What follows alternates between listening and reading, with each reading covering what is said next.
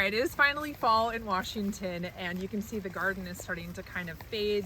The leaves are turning the littlest bit of yellow. The dahlias are kind of going over, but it is my favorite time of year because now is when we are starting to harvest seeds.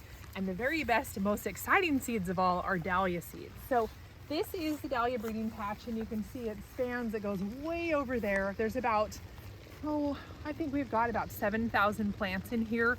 About 150 different varieties, and these are all varieties that are unique to our farm that we bred here. So one thing that most people don't know is that when it comes to dahlias, you can actually grow them from seed. So if you want to have a clone of the plant that you love, say this one, we call it bee's knees, I love her, and if I wanted to get clones of her and I wanted her to come back true to that type, in the fall, I would dig up a clump of tubers, I would wash them off, I would divide them, and each one of those tubers from the clump would be an exact clone of the mother. But when you collect seed off of this beauty, every single one of those seeds is going to make a brand new variety. So seeds are how you get new dahlia varieties, and tubers are how you clone the variety that you love. So like if you want to do any kind of dahlia breeding, you've got to save your own seeds. So when you are collecting seeds on dahlias, this one, I've found that the singles, anything with like an open center, here is a variety called Firefly that we bred here. I love Firefly. She's so darling. And you can see all of these little brown seed heads.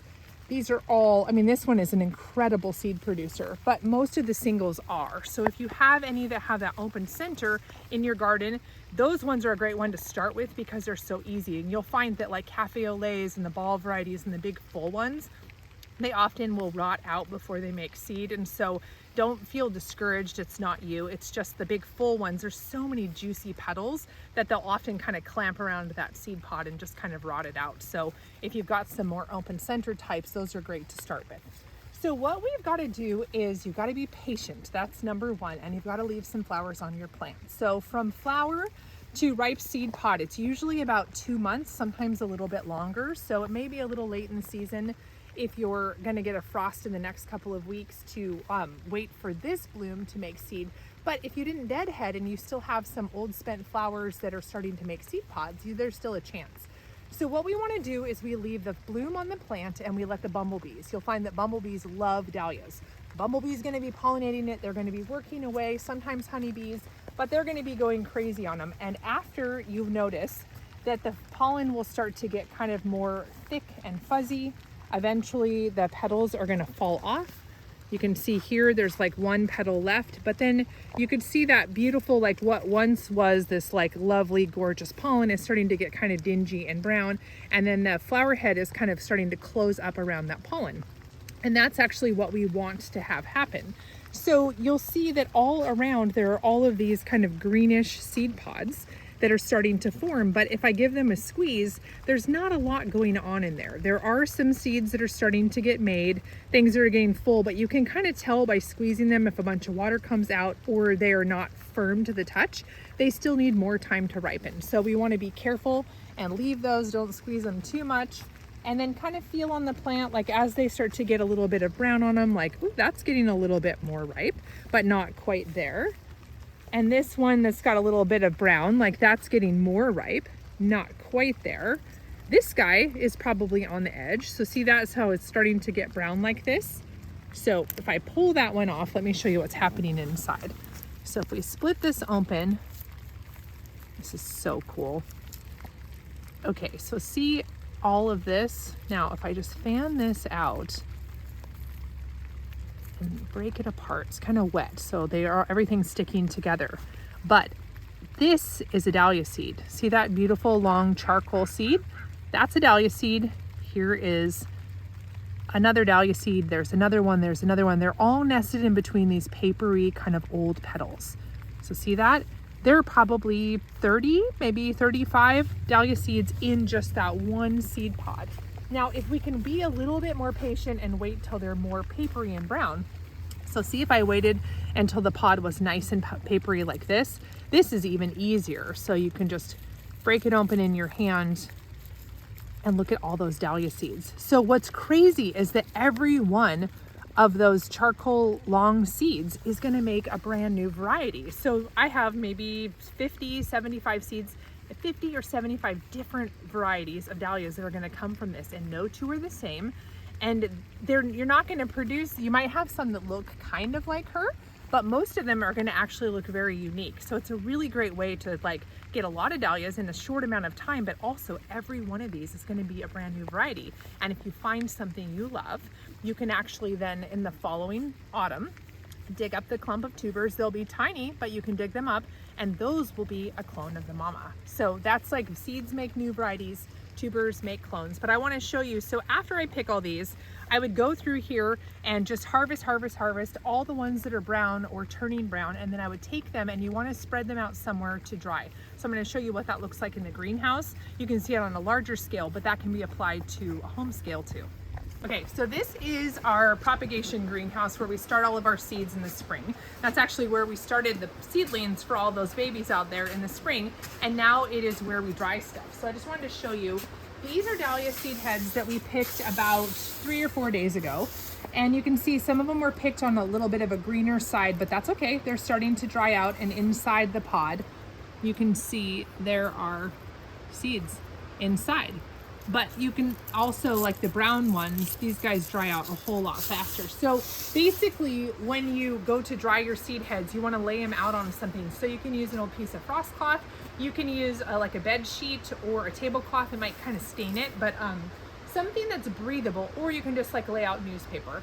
And we just want to make like a single layer of the seed pods. You want to be somewhere that's kind of hot and dry. So it could be a windowsill.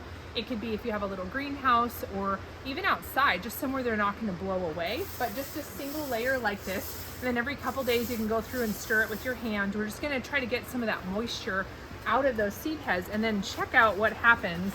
Okay, so here is what I just collected, and see how they're kind of juicy and they're all sticking together like that. Okay, put those on the floor so I don't mix them. And these guys were picked about a week ago. So you can see that the seed heads that were all round and firm like this just start to break apart, and everything gets super papery, and it is so fun. So you can just go in here and smush them up. It's kind of like you're separating them, but look at that. So the paper kind of flutters, and then you can hear that kind of thump? Those are all the seeds at the bottom. So what we want to do is, it takes about, if it's really hot and dry, it might be a week, but probably more likely it'll be about 2 weeks until your seed heads get papery like this. And then at this point, you can start to separate them. So if you're on a large scale, we winnow them, which is where we use air to blow the paper away, and then the heavy seeds fall to the bottom. You can kind of do that with your mouth, just kind of like blowing away the paper. And then you can see here, look at all those seeds that are in the bottom. But you can also just spread this out like on a piece of, like if you're using newspaper or on a paper plate, and you're just essentially you're looking for all these long kind of charcoal little seed pods, and we're just separating those out from the old kind of like dead petals and the papery guys until we get a whole bunch of these good. Let me get some right here. It's easier when you're kind of like, focused. You could also use like a cookie sheet. Okay, so then we would want to get rid of that. That's crud. Those are good. There's some junk. But that's actually what we're looking for with seeds. So once you get them all separated, you might only get a handful, or you might get tons and tons. Once they're nice and dry like this, you can put them in like a simple envelope or something that's like breathable in paper, a little like paper sandwich bag. Write the date on it, like if you know the variety you collected it from, or you could just say mix from your dahlias, but just definitely make sure you put the date. And then you can store them somewhere that is cool and dry. And then in the spring, you can pull these seeds out, and about 2 months before your last frost date is when I like to start them. I don't direct dahlia seeds into the garden. I actually sow them all in trays. So about 2 months before they are safe to be transplanted, we start them inside in the greenhouse in seed trays. Grow them on until they get about this big. And then after all danger of frost has passed, we plant them out into the garden. And then about 3 months from that date, you're going to start to get your first flowers. And that's when you get to see what you got. So some of them are going to be gorgeous and amazing. A bunch of them are going to be kind of ugly, like bright red and purple and orange. And like, you're not going to love all of them, but that's okay, because once you learn how to collect your own dahlia seeds, you can start so many of them, and you are bound to find some good ones. So every variety that comes from a seed is a brand new variety. And so if you find something that you like, it actually could be yours. Like, you get to name it, you get to release it into the world if that's something that you want to do. So it's just a really, really fun hobby. And trust me, once you do this once and you figure out you can save your own dahlia seeds, you're going to be so addicted, it's not even funny. And then it's really cool to see the seeds from one variety versus the seeds from another variety. You will see traits of their parents in them. If you collect seeds from a vol variety, you'll find that a lot of the babies are kind of more rounded shaped, not all of them, but you'll start to see some traits like that. Or if they have like dark burgundy foliage, you'll find that a lot of the babies will have dark burgundy foliage. So there's a lot of learning that can happen. There's so much to discover when it comes to dahlias, but collecting your own dahlia seed kind of couldn't be easier. You've just got to leave enough flowers on the plants early enough so that they have time to get pollinated, ripen, and then you can collect them before your first frost. So hopefully that was helpful. If you've got questions, drop them below. Yeah, just like, it's really, really fun. And if you have a variety that you love, say that you grew from seed, in the fall, it will actually produce a little tiny baby clump of tubers. Usually they're like about this big. You might get 1 to 3 tubers off of them, but those tubers are going to actually be a clone of that mother plant. So that's how we, once you find something that you love, save that little clump of tubers, plant it out next year, and then start multiplying them. And that's how you can like release, that's how Cafe au Lait was born. That's how all of the varieties were born. So hope this was interesting and helpful, and you go collect some of your dahlia seed.